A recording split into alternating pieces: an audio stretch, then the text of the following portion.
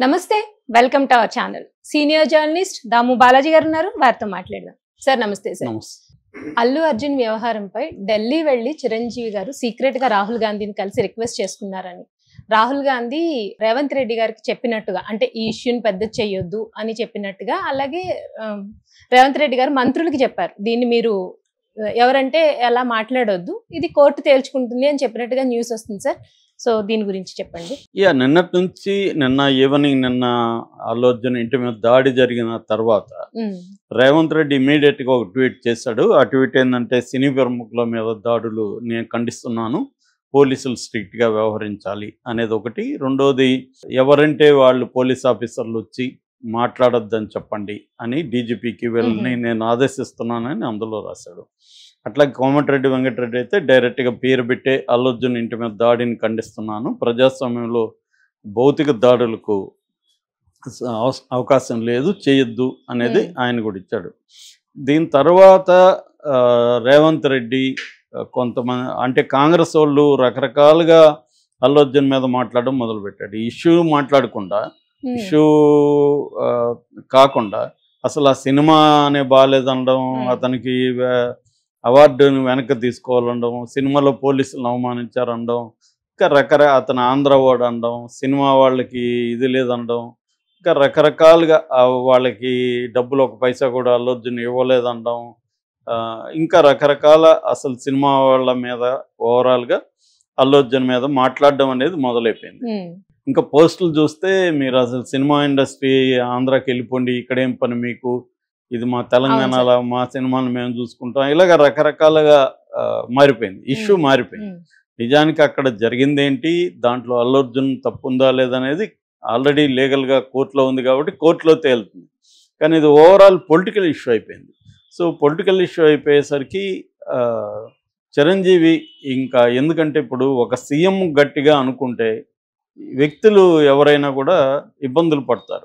సీఎంఏ decide అయ్యారు ఈ వ్యక్తిని మనం వేధించాలి అని సీఎం స్థాయి వాళ్ళు డిసైడ్ అయ్యారనుకో, ఎవరైనా జగన్ అయినా చంద్రబాబు అయినా ఇక్కడ కేసీఆర్ అని గతంలో కూడా ఇవి జరిగాయి. ఇదే సీఎం గతంలో కేసీఆర్ ఆగ్రహానికి గురి ఆయన్ని ఎలా కేసీఆర్ వేధించాడో మనం చూసాం. అర్ధరాత్రుల్లో అరెస్ట్ చేశారు, చివరి కూతురు ఒకే ఒక బిడ్డ ఆయనకి, ఆయన కూతుర్ని కూడా చూడనీయకుండా కేసీఆర్ ఎంత ఇబ్బందులు పెట్టాడు. జైలు నుంచి ఆయన ఖైదీలాగా పోలీసుల ఎస్కాట్లో పోయి 1 hour 2 hours ఉండేసి రావాల్సి వచ్చింది. సో ఇది ప్రతి ఒక్కరూ ఈ రివెంజ్ మోడ్ అనేది ప్రభుత్వానికి మామూలుగా ఉండకూడదు, కానీ ఉంటుంది, అందరికీ ఉంటుంది. సో అది ఆ స్థాయిలో జరిగేసరికి ఇప్పుడు చిరంజీవి క్యాంపు మొత్తం, ఇప్పుడు అల్లు అర్జున్ అంటే చిరంజీవి క్యాంపే, ఒకవేళ వాళ్ళకి గొడవలు ఉన్నా కూడా చిరంజీవితో మాట్లాడినట్టుగా అల్లు అరవింద్ వీళ్ళు వెళ్ళి చెప్తున్నారు. ఎందుకంటే ఇప్పుడు స్టేట్ గట్టిగా అనుకుంటే అల్లు అర్జున్ని ఆల్రెడీ ఆయన ఒక దోషిలాగా నిలబెట్టారు సమాజం ముందు. ఆయన కోర్టులో ఇంతవరకు ఏమీ తేలలేదు. నిజానికి కోర్టులో ఆ సెక్షన్లు పెట్టడం కరెక్ట్ కాదనే చర్చ కూడా జరిగింది. ఒక రకంగా కోర్టు డిఫెన్స్ అడ్వకేట్ల వాదనలను బలమిచ్చి ఈయనకి ముందస్తు బెయిల్ కూడా 4 వారాలు గ్రాంట్ చేసింది. అయినా కూడా బయట ఆయన్ని దోషిగా నిలబెట్టేయాలి అన్నది ఒక ప్లానింగ్ అయితే కనిపిస్తుంది. దానికి అనుగుణంగానే పోలీస్ ఆఫీసర్లు వచ్చి మాట్లాడడం. మామూలుగా అయితే ఇటువంటి కేసుల్లో పోలీస్ ఆఫీసర్లు వచ్చి అతను నేరం చేశాడని సాక్ష్యాలంతా ప్రవేశపెట్టరు. నువ్వు ప్రవేశపెట్టాల్సింది ఎక్కడ, కోర్టులో పెట్టకుండా పబ్లిక్లో ఎందుకు పెడుతున్నారు, పబ్లిక్లో ఎందుకు ఏసీపీ వీడియో తీసుకొచ్చాడు అంటే అల్లు అర్జున్ దోషాన్ని నిరూపించదలుచుకున్నారు ఎక్కడ, అవుట్ ఆఫ్ ద కోర్ట్. దానికోసం రకరకాల మెథడ్స్లో ఆ బాబుని ఇప్పటి వరకు గవర్నమెంట్ ఎప్పుడూ పట్టించుకోలే. అలాంటిది సడన్గా బాబు దగ్గరికి వెళ్ళడం, బాబుకు పోయి డబ్బులు ఇవ్వడం, వాళ్ళ ఇంట్లో వాళ్ళతో మాట్లాడడం, వాళ్ళ విజువల్స్ని తీసుకురావడం, తర్వాత రకరకాల సమూహాలు ఇక్కడ వాళ్ళ ఇంటి మీద దాడులు చేయడం, ఈ యాంగిల్ అంతా చేశారు.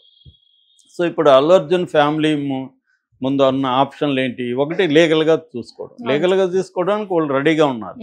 మేము నేరం చేస్తే నేను జైలుకి వెళ్తాను, నేను తప్పు చేస్తే నేను నేను లా అబైడింగ్ సిటిజన్ అనేది అల్లు అర్జున్ చెప్తున్నాడు. కానీ ఇక్కడ ఇటువైపున లీగల్గా లేరు. లీగల్గా లేకుండా పబ్లిక్లో అతన్ని ఒక నేరస్తుడిలాగా వీళ్ళే ట్రయల్ చేసి, వీళ్ళే ఆరోపించి, వీళ్ళే ట్రయల్ చేసి అతనికి శిక్ష వేసేసే పరిస్థితి కనిపిస్తుంది. ఎందుకంటే ఇంటి మీద దాడులు జరగడం కావచ్చు, అల్లు అర్జున్ తప్పని పోలీస్ ఆఫీసర్లు వార్నింగ్లు ఇవ్వడం కావచ్చు, ఆయన ఎవరో వచ్చి విష్ణుమూర్తి ఆయన పేరు ఏసీపీ, అతను యాక్చువల్గా సస్పెండెడ్. అతనికి మరి అంత ధైర్యం ఎలా వచ్చింది తెలియదు మనకి. సో దాని మీద తర్వాత అతని మీద ఏం చర్యలు తీసుకున్నారో కూడా తెలియదు. అతను వచ్చి నేను ఒక్కొక్కడికి రీల్స్ కట్ చేస్తాను, డైరెక్ట్గా అల్లు అర్జున్ని అతను బెదిరిస్తున్నాడు, సినిమా ఇండస్ట్రీని బెదిరిస్తున్నాడు, సినిమాలు ఎలా తీయాలో అతను ఉపన్యాసాలు ఇస్తున్నాడు, క్యారెక్టర్లు ఎలా ఉండాలి, సీన్లు ఎలా ఉండాలో అతనే చెప్తున్నాడు. ఆ స్థాయిలో అతను వచ్చి అంటే అల్లు అర్జున్ని అన్ని రకాలుగా అతని క్యారెక్టర్ అసాసినేషన్ చేయడం అన్న ఒక యాంగిల్లోకి వెళ్ళిపోయింది.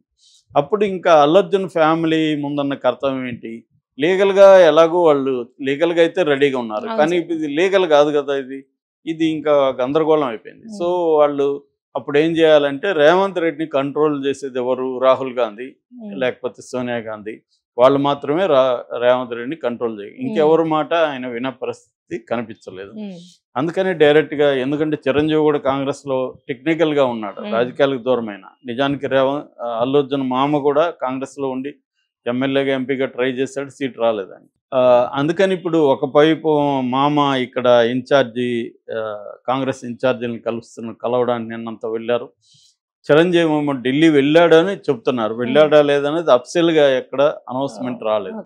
వెళ్ళాడు, రాహుల్ గాంధీని కలిశాడు. రాహుల్ గాంధీ నుంచి రేవంత్ రెడ్డికి ఒక ఆదేశం వచ్చింది, నువ్వు ఇంతటితో దీన్ని పబ్లిక్గా చేయడం ఆపేసేయండి, ఇది కాంగ్రెస్ పార్టీకి కూడా బ్యాడ్ నేమ్ వస్తుంది.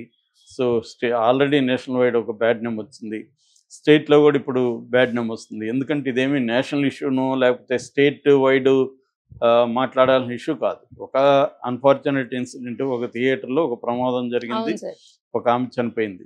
దీన్ని మీరు నేషనల్ ఇష్యూ లాగా లేకపోతే స్టేట్ వైడ్ ఇదే ఇష్యూ అన్నట్టుగా మీరు ప్రొజెక్ట్ చేస్తున్నారు. అతన్ని కోర్టులో తేలాల్సిన వ్యక్తిని బయట మీరు దోషులాగా మాట్లాడుతున్నారు. ఇది కరెక్ట్ కాదు, లీగల్గా వెళ్ళండి, లీగల్ కోర్సులోకి వెళ్ళండి అని రాహుల్ గాంధీ చెప్పినాడని. అందుకని రేవంత్ రెడ్డి నిన్న తన కాంగ్రెస్ పార్టీలో నాయకులందరికీ ఒక మౌఖిక ఆదేశాలు జారీ చేశారని, మీరెవరు కూడా ఇంకా దీన్ని గురించి మాట్లాడకండి, ప్రతిపక్షాల మీద ఫోకస్ చేయండి కానీ ఈ ఇష్యూలో మాట్లాడకండి అని.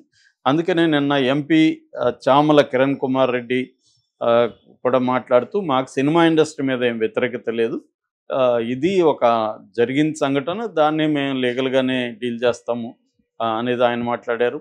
అట్లాగే మిగతా వాళ్ళు కూడా చాలామంది కాంగ్రెస్ నాయకులు కూడా అదే టోన్లోకి వచ్చారు. అంటే రేవంత్ రెడ్డి ఇంకా చాలు, వీళ్ళకి ఇచ్చింది చాలు, ఈ షాక్ చాలు అనేది అనుకున్నాడు. రెండోది, అక్కడ ఇది పెంచితే రాహుల్ గాంధీ ఇంటర్ఫియరెన్స్ అయ్యే అవకాశం ఉంది. అది రేపు ఇప్పటికిప్పుడు రేవంత్ రెడ్డికి ఇబ్బంది లేకపోవచ్చు, కానీ రేపొద్దున ఆయనకి ఏమన్నా ఇబ్బంది వస్తే ఇవన్నీ కూడా అప్పుడు ఆయనకి వ్యతిరేకంగా కూడా బయటకు వస్తాయి. అప్పుడు ఇలాగా చేశాడు, సినిమా ఇండస్ట్రీ అంతా ఇదైంది. ఎందుకంటే సినిమా ఇండస్ట్రీ మెల్లగా అమరావతి వైపు చూద్దామన్న ఆలోచన కూడా వాళ్ళకి వచ్చినట్టు. అవన్నీ రేపొద్దున హైదరాబాద్ బ్రాండ్ ఇమేజ్ని, తెలంగాణలో బ్రాండ్ ఇమేజ్ని దెబ్బతీస్తాయి ఖచ్చితంగా. ఎందుకంటే ఒక ఇండస్ట్రీని అటాక్ చేస్తున్నారంటే మిగతా ఇండస్ట్రీలు కూడా భయపడతాయి. రేపు పొద్దున మన పరిస్థితి ఏంటి? వీళ్ళు సినిమా ఇంత పాపులర్, అల్లు అర్జున్ లాంటి ఒక సూపర్ స్టార్ ఇండియాలో, అట్లాంటి వాళ్ళనే ఇట్లా చేస్తే రేపు మనకేమన్నా వీళ్ళకి అనుకూలంగా లేకపోతే ఏమో అవుతుందేమో, ఎందుకు అనే ఒక భయాందోళనలు మిగతా ఇండస్ట్రీ పీపుల్లో కూడా రావచ్చు. ఎందుకంటే ఇక్కడికే రావాలనేది ఏమో దేశంలో వేరే చోట కూడా బ్రహ్మాండంగా ఉన్నాయి కదా స్టేట్స్. సో ఇది ఖచ్చితంగా దెబ్బ తగులుతుంది. ఒక ఇమేజ్ అనేది ఎప్పుడైనా ఆప్టిక్స్ అంటారు, ఆప్టిక్స్ కూడా వెరీ ఇంపార్టెంట్. అంటే నువ్వు ఎలాంటి ఇమేజ్ని క్రియేట్ చేస్తున్నావు. సినిమా ఇండస్ట్రీ అనేది మంచి అని చెడ్డని ఒక ఇండస్ట్రీ. ఒకరు తప్పు చేస్తే ఆ తప్పుని లీగల్గా డీల్ చేయకుండా నువ్వు పబ్లిక్లో అతన్ని దోషిగాను, ఆ ఇండస్ట్రీ అంతా దోషిగాను నిలబెడితే రేపు మిగతా ఇండస్ట్రీలు కూడా భయపడే అవకాశం ఉంది.